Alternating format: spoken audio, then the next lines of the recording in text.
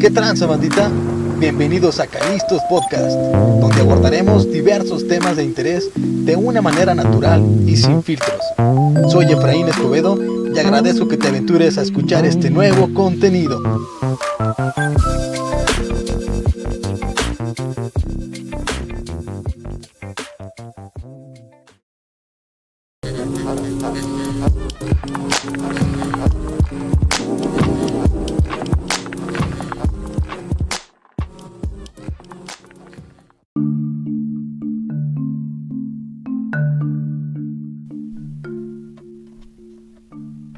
Hoy en nuestro primer capítulo de Asesinos en Serie hablaremos de Francisco Guerrero Pérez, el Chalequero.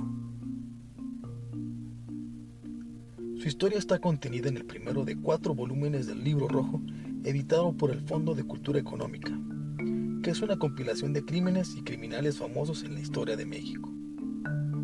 La Nota Roja es desde entonces un plato fuerte en la oferta informativa mexicana, y los asesinos en serie son protagonistas principales. A través del recuento de crímenes y asesinatos, tanto de los clásicos individuales como de los colectivos que nos acuden por oleados, es posible narrar una crónica del país.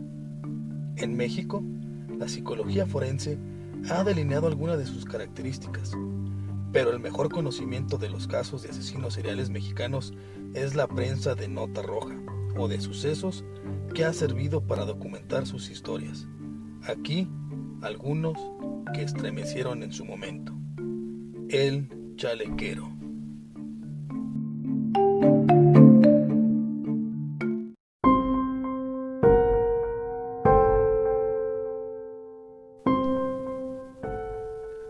Francisco Guerrero Pérez se trató del primer asesino serial mexicano quien degolló a más de 30 mujeres por los alrededores del río Consulado de la Ciudad de México.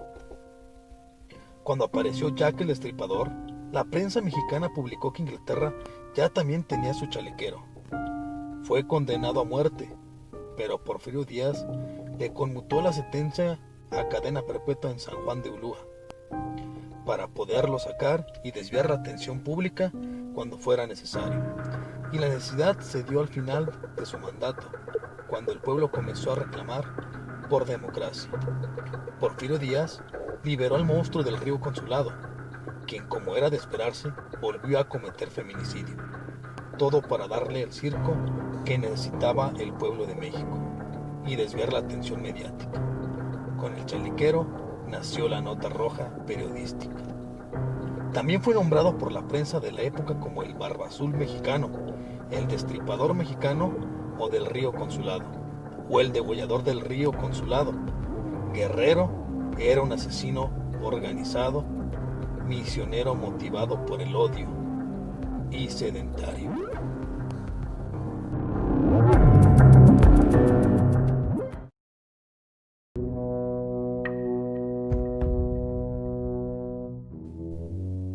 Hablaremos de los antecedentes de este asesino. Guerrero nació en el seno de una familia pobre en alguna parte del Bajío en 1840. Fue el 11º hijo.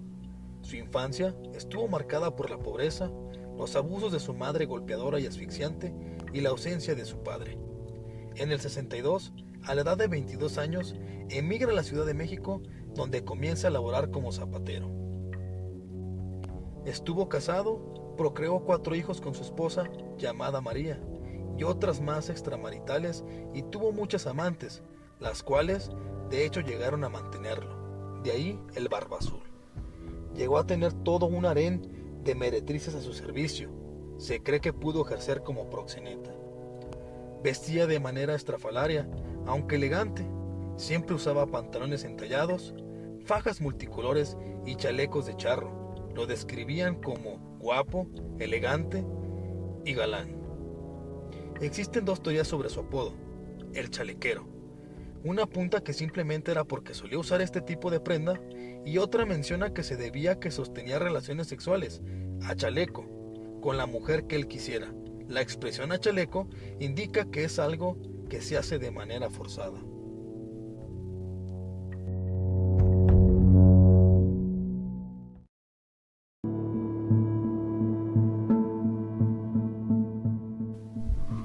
Perfil psiquiátrico.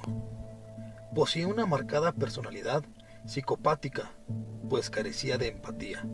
No sentía culpa, tenía un estilo de vida parasitario, cosificaba a las personas a su alrededor, tenía una autoestima inflada, sufría de ataques súbitos de ira, era manipulador y promiscuo.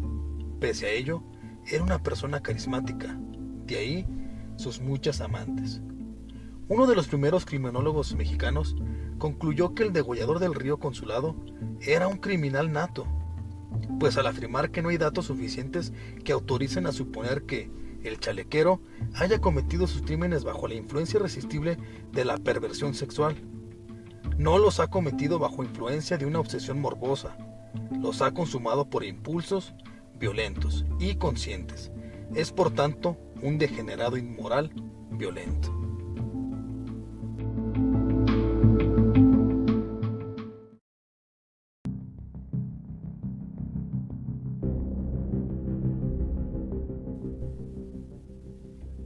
Modus operandi.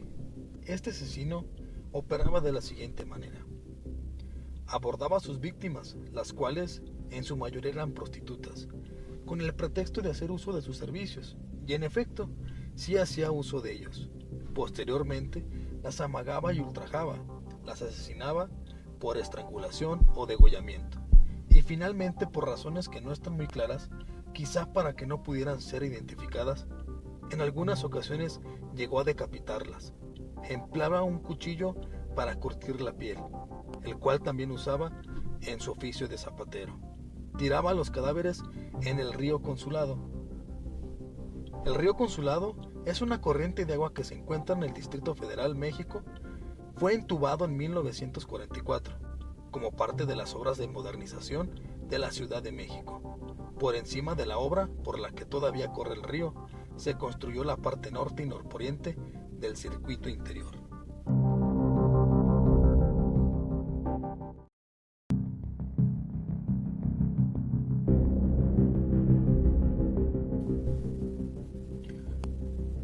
Un dato y un hecho curioso fue que la vida delictiva de Francisco Guerrero concordó con la del famoso Jack el Destripador. Al igual, sus crímenes tuvieron varios elementos en común. En 1888, cuando la prensa mexicana publicó la noticia de los asesinatos de Jack el Destripador, los titulares anunciaban: "Hay un chalequero inglés". En 1908 fue publicado un reporte gráfico de uno de los ataques atribuidos a Guerrero, el cual fue en la colonia Peralvillo. Cabe mencionar que Peralvillo es un barrio histórico de la Ciudad de México, ubicada en la delegación Cuauhtémoc y forma parte de la colonia Morelos. Durante los 2 primeros siglos del periodo colonial fue conocido como Santa Ana.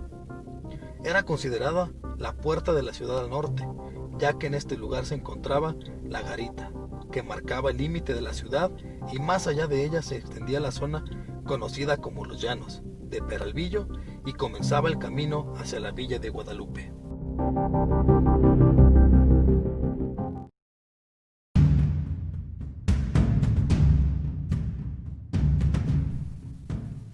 Regresando al reporte que fue publicado, la supuesta víctima era una prostituta llamada Lorenza Urrutia, quien también actuaría como testigo en el juicio por la muerte de la penúltima víctima del destripador. Según relató, ella había conocido a Guerrero cerca de las vías férreas en la colonia Peralvillo. El hombre se le acercó para pedirle lumbre para su cigarrillo. Acto después sacaría un cuchillo con el cual la amagaría. Menciona le pidió la acompañara a charlar en un punto cerca de ahí. En esta ocasión la mujer pudo escapar gracias a que engañó al asesino para que la dejara ir a recoger un dinero. 2 meses después se volvería a encontrar con Guerrero, esta vez sin tanta suerte. La condujo hasta una cueva alejada de la población. Ahí la violó y torturó cerca de 2 días. Ella pudo salir con vida porque Guerrero se fue durante un momento para ir a comprar pulque.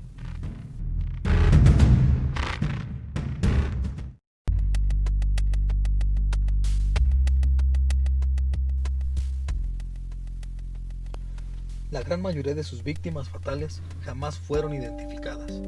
Tan solo se tienen los nombres de algunas mujeres muertas que incluso en algunas ocasiones tan solo fueron identificadas parcialmente. La primera detención de este asesino fue el día 13 de febrero de 1888.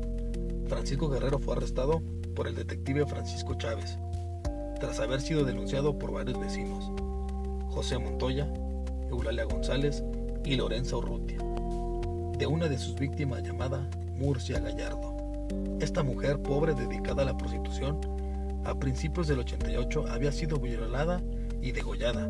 Su cadáver se encontró a orillas del río Consulado. La última vez en que se le había visto con vida se encontraba en compañía de Guerrero. Guerrero solo fue condenado por la muerte de Murcia y la agresión a otra mujer llamada Emilia. No se pudo comprobar su responsabilidad en los demás crímenes. En un principio, como dictaban las leyes, fue sentenciado a pena de muerte, pero el mismo Porfirio Díaz revocó la sentencia y lo sentenció a 20 años de reclusión en la prisión de San Juan de Ulúa.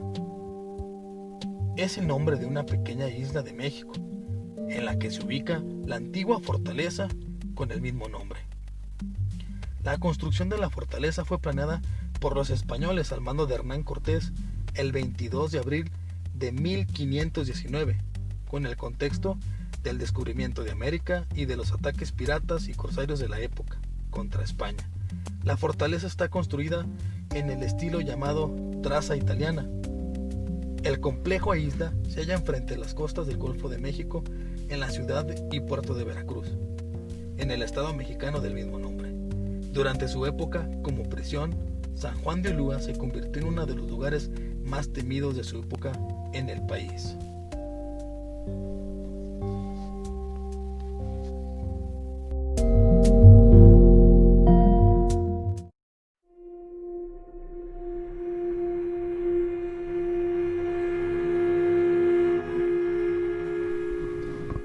En 1904, por error, Guerrero recibió el indulto. Indulto es la medida especial de gracia por la cual la autoridad competente perdona a una persona toda o parte de la pena a que había sido condenada en virtud de una sentencia firme. La segunda detención de Guerrero fue pocos años después de haber sido liberado, justamente el 13 de junio de 1908. Fue aprehendido por segunda vez por el asesinato de una anciana que jamás fue identificada plenamente. Tan solo se supo que se llamaba Antonia, a quien ejecutó de la misma manera que sus otras víctimas.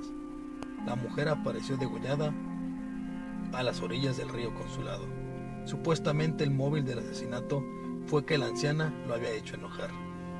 En esta época, la noción de asesino en serie estaba muy lejos de existir. Fue un reportero que, dando cobertura a los hechos, se dio cuenta de que el asesinato de la anciana coincidía con la serie de crímenes perpetrados por Guerrero 20 años atrás.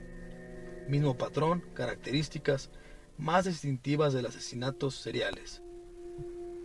Quien lo denuncia fue detenido a una corta distancia del sitio del crimen, todavía con las manos ensangrentadas.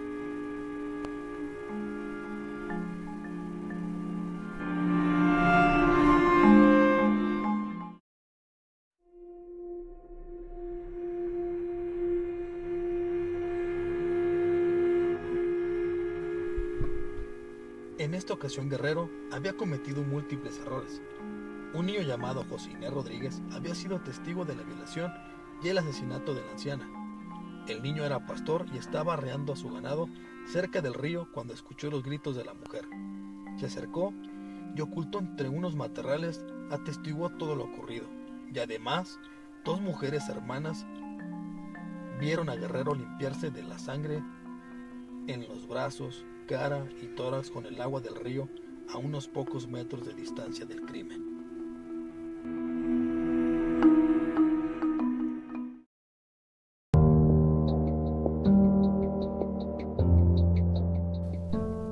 La detención de Guerrero se dio sin mayor alarde, exceptuando porque el suceso trajo la atención de más de 2,000 espectadores. En esta ocasión fue recluido en la prisión de Lecumberri. Cabe mencionar que esta prisión está ubicada al oriente del centro de la Ciudad de México. El ingeniero Antonio Torres Torija se le encargó el proyecto arquitectónico de esta prisión. Su diseño se basó en la ideología de los panópticos, la cual consiste en la facultad de ver desde un punto central todo el interior de un edificio, cárcel en este caso. Esa torre central se encontraba donde actualmente está la cúpula central. En aquel tiempo estaba al aire libre. El ingeniero Torres siguió los ejemplos de las penitenciarías del siglo XIX, como el de Santa Fe de París y la de Filadelfia en Estados Unidos. Precisamente fue por este diseño que los presos se sentían observados a todo momento. No existía privacidad y aunando con las múltiples torturas a los que eran sometidos los presos, esta cárcel fue temida en todo el país.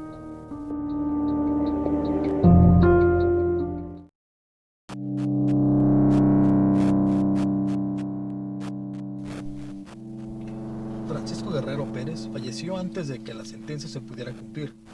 En 1910, a la edad de 70 años, justamente el año que se desató la Revolución Mexicana. Existen varias versiones.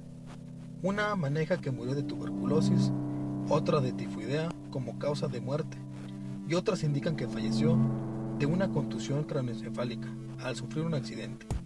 Hasta la fecha no se sabe a ciencia cierta cuál fue la verdadera causa de su muerte. Solo se sabe que el signo final de la patología fue traumoembolia cerebral. Encontrado inconsciente en su celda, posteriormente fue trasladado al Hospital Juárez, donde falleció. Este sujeto jamás mostró señales de arrepentimiento.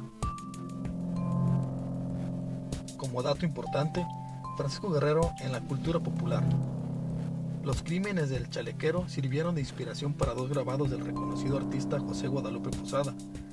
Los grabados se conservan hasta la actualidad y ahora son ya de dominio público. La novela Carne de Ataúd, del periodista y escritor Bernardo Esquinca, están inspirados en los crímenes de este asesino.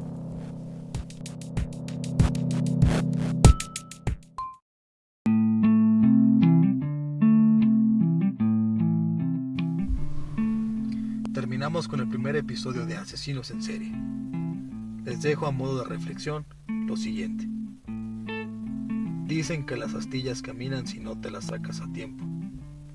Hacer como que no pasa nada solo empeorará las cosas. Nos vemos en el siguiente episodio de Asesinos en Serie. Hasta pronto.